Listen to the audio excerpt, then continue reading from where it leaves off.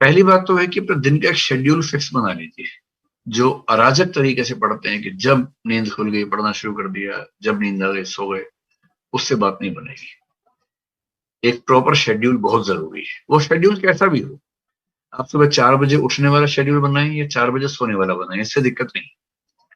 लेकिन जो भी शेड्यूल हो वो एक तय हो, निर्धारित हो, जिस पर आप चलते हो। शेड्यूल ऐसा बनाइए कि पढ़ाई का उसमें कम से कम 6-7 घंटे।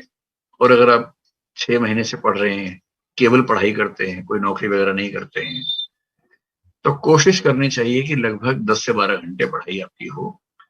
अगर आप 12 घंटे रोज पढ़ते हैं तो भी महीने की एवरेज आपकी 9.5-10 घंटे आएगी, क्योंकि महीने में 3-4-5 दिन ऐसे निकलेंगे जब आप नहीं पढ़ पाएंगे। कभी स्ट्रेस हो गया, कभी परिवार का कोई काम आ गया, कभी अपना कोई काम आ गया, जाना पड़ गया कहीं, कुछ ना कुछ होता ही रहेगा। तो 12 घंटे रोज पढ़ने वाले एवरेज 10 घंटे पढ़ पाते हैं, महीने भर की एवरेज निकालेंगे तो 10 घंटे की पढ़ाई तो एवरेज होनी ही चाहिए यदि आप केवल पढ़ाई कर रहे हैं तो। अब इस 10 घंटे को डिवाइड कैसे करना है, क्योंकि संकट ये भी तो है ना कि जो आज पढ़ा कल भूल जाएंगे, कल तो याद रहेगा नहीं वो सारा। जो अनावश्यक चीजें हैं उसमें टाइम एकदम वेस्ट नहीं करना है। जैसे अगर आप अखबार पढ़ने में 3 घंटे लगा रहे हैं तो आप टाइम वेस्ट कर रहे हैं। इतना टाइम है नहीं आपके पास कि आप 3 घंटे अखबार पढ़ें, वो भी हिंदी वाले अखबार जिसमें कंटेंट उतना रिच नहीं है कि आपको बहुत फायदा मिलेगा।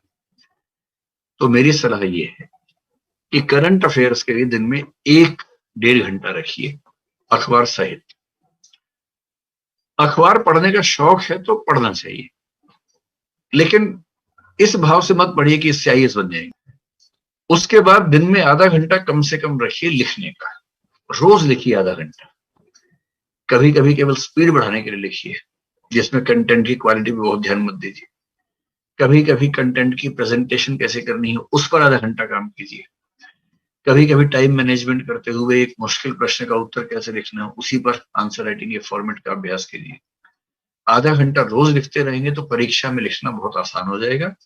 और जो लोग परीक्षा से 4 दिन पहले लिखने का अभ्यास करते हैं वो साध नहीं पाते हैं। एक लंबा नियमित अभ्यास होगा लिखने का, तभी बात बनेगी। 2 घंटे हो गए। अब जो आपके पास बचे 7-8 घंटे मान लेते हैं पढ़ने के बचे हैं, उनमें कम से कम 5 घंटे पढ़िए नया। कम से कम 1 से 2 घंटे रिवीजन के रखिए मिनिमम। और हो सके तो सप्ताह में एक दिन, चाहे संडे का दिन, कुछ नया मत पढ़िए, पीछे का रिवाइज कीजिए। और इसके अलावा हो सके तो महीने के आखिरी 2 दिन, संडे हो या कोई भी दिन हो, उन 2 दिन के लिए कोई नया टारगेट मत रखिए, केवल रिवीजन रखिए।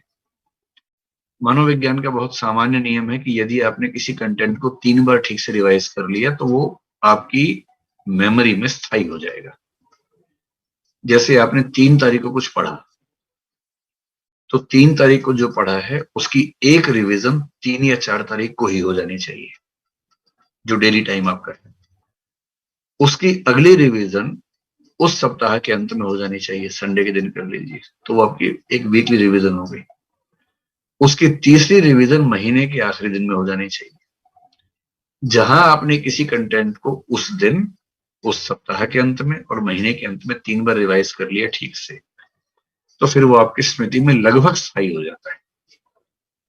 इतना स्थायी है कि एग्जाम से पहले उसको जैसे देखेंगे आपको याद आ जाएगा। उतना ही चाहिए परीक्षा के लिए। तो टाइम मैनेजमेंट का एक मोटा मोटा खाका मैंने आपको बता दिया। एक तो शेड्यूल बनाइए, एनुअल, मंथली, डेली, कि पूरे साल का टारगेट ये है।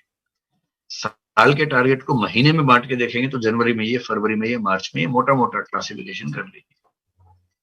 फिर महीने का टारगेट ध्यान में रखते हुए डेली टारगेट बना लीजिए कि आज मुझे इतना पढ़ लेना है। और फिर जो शेड्यूल बनाएंगे उसमें मैंने आपसे पहले ही कहा कि शेड्यूल मानवीय बनाइएगा, बहुत मुश्किल मत बनाइए कि जो पूरा करना संभव ना हो। वरना क्या होगा, 2 दिन आप शेड्यूल पे चलेंगे फिर हाफ के बैठ जाएंगे, उसका फायदा नहीं है। उतना ही रखिए जितना सामान्य रूप से संभव है। और मनुष्य बने रहने का सारा रास्ता निकालिए, हंसी मजाक, मनोरंजन, दोस्तों से बातचीत, खेल कूद, सैर, इस सब का समय जरूर रखिए, वरना शेड्यूल चल नहीं पाएगा।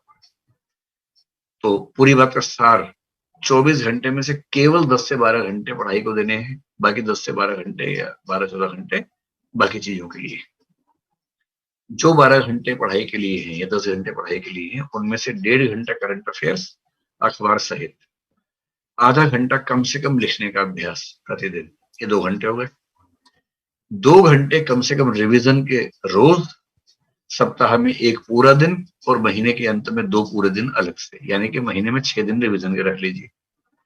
बाकी 24 दिनों में रोज 5 से 6 या 7 घंटे नया पढ़िए। ये शेड्यूल मेरे ख्याल से आपको सबसे ज्यादा हेल्प करेगा। जो 5 से 7 घंटे पढ़ना है वो आप एक चीज भी पढ़ सकते हैं, बांट भी सकते हैं। अगर आपकी नेचर ऐसी है कि अगर मैं संविधान पढ़ रहा हूं तो संविधान ही पढ़ूंगा जब तक खत्म नहीं हो जाएगा, वो भी ठीक। अगर आपकी नेचर ऐसी है कि नहीं, 3 घंटे संविधान पढ़ेंगे, 3 घंटे इतिहास पढ़ेंगे, तो वो भी ठीक है। ये डिपेंड करता है कि आपकी नेचर कैसी है। अपनी नेचर के हिसाब से शेड्यूलिंग कीजिए, किसी और की नेचर के हिसाब से शेड्यूल चल नहीं पाएगा आपका किसी भी समय में।